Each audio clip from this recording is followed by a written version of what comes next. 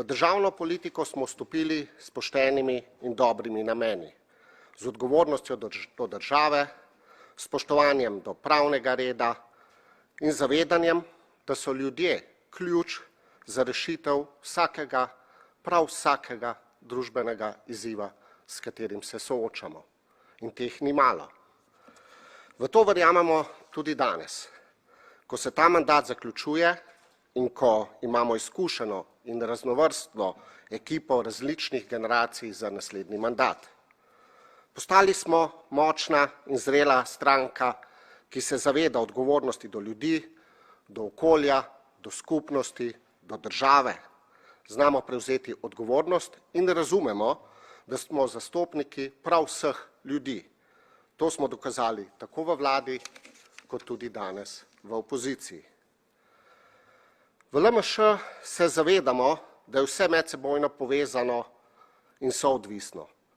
Ne moremo dovoliti pozidave obal, rek in jezer, ter na drugi strani razlagati, da smo borci za pitno vodo, za trajnostni razvoj. Tako odgovorna politika s pogledom v prihodnost ne dela. Odgovorna politika zna vedno, tudi tik pred volitvami, gledati cel gozd, ne posameznega drevesa. In se zavedati, da je za iskanje dobrih rešitev potrebno sodelovanje različnih akterjev. In prav to smo storili, ko smo kreirali nadgradnjo našega programa. Spoštovani, časi so težki, vlada jim ni dorasla.